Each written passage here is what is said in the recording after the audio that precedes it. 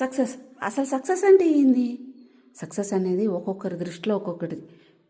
చిన్న పిల్లోడి దృష్టిలో ఫస్ట్ క్లాస్ రావడము, స్కూల్కి ఫస్ట్ రావడము, లేదంటే పెద్ద అయినాక జాబ్ తెచ్చుకోవడం, ఇష్టమైన వాళ్ళని పెళ్లి చేసుకోవడం, లేకుంటే మంచి డబ్బు సంపాదించుకోవడం, నగలు కొనుక్కోవడం, ఇట్లా ఒక్కొక్కళ్ళది ఒక్కొక్కటి. కొందరికి రెస్పెక్ట్ కావాలి, కొందరికి ప్రేమ కావాలి, కొందరికి డబ్బు కావాలి.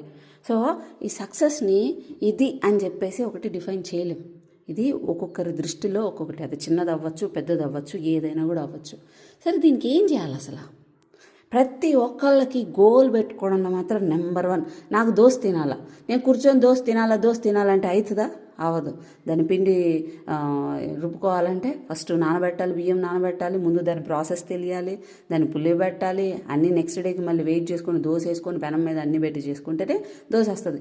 ఇక్కడ మీరేం చేస్తారంటే కూర్చొని నాకు దోశ అని ఇక్కడ తపస్సు చేసుకొని నేను ఎప్పుడు దోశ తింటానో అనుకుంటున్నారు. అరే ప్రాసెస్ అనేది ఫస్ట్ ఒకటి స్టార్ట్ చేయాలి కదా. సింపుల్గా ఒకటి చెప్తా. ఫస్ట్ ఎంత అవతల వాళ్ళకి చెప్పేవాళ్ళు కూడా వాళ్ళ విషయంలో వచ్చేసరికి మాత్రం మార్చుకోవడానికి కష్టపడుతున్నారు. ఎందుకంటే ఆ కంఫర్ట్ జోన్ దాటడానికి ఇష్టపడట్లేదు. ఒక హ్యాపీ హార్మోన్ అలా ప్రశాంతంగా ఫోన్ చూసుకోవడంలో వీటిల్లోనే దొరుకుతుంది. వాళ్ళు బాధపడడంలోనూ ఫోన్లు చూసుకోవడంలోనూ కూర్చుంటున్నారు. నేను ఆ హ్యాపీ హార్మోన్స్ కూడా నేను నెక్స్ట్ వీడియోలో చెప్తా. First confidence. మిమ్మల్ని మీరు నమ్మండి. అవతల అందరినీ నమ్మేది కాదు, ఫస్ట్ మిమ్మల్ని మీరు నమ్మండి. మీరు ఏం చేస్తున్నారంటే అవతల వాళ్ళ బలాన్ని చూసి మిమ్మల్ని మీరు బలహీనులుగా ఊహించుకొని మీ బలాన్ని మర్చిపోతున్నారు. ఫస్ట్ ఆఫ్ ఆల్ కాన్ఫిడెంట్గా ఉండడం నేర్చుకోండి. కన్సిస్టెన్సీ. ఎవడైనా సక్సెస్ వచ్చిన తర్వాత చప్పట్లు కొడతాడు, అది వేరే విషయం. కానీ స్ట్రగుల్ అవుతుంటారు చూసారా స్టార్టింగ్లో, మీరు తప్పులు చేస్తున్నా ఏం చేస్తున్నా ఆ టైంలో ఏం కాదు అని చెప్పడం కానీ రివార్డ్స్ కానీ రాదు.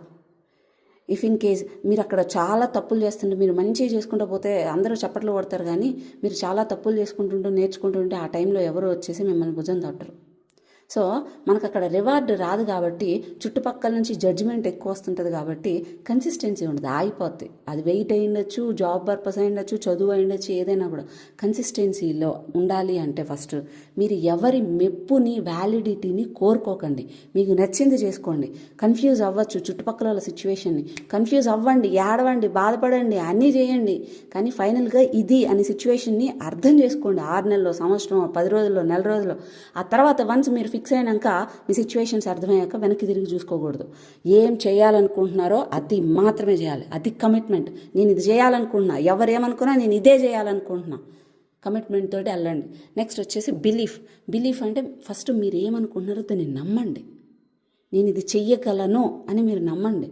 చేయగలగాలంటే ముందు కంఫర్ట్ జోన్ దాటి కష్టపడడానికి ఇష్టపడండి. అప్పుడు మీ గ్రోత్ అనేది మీ లైఫ్లో బాగుంటుంది.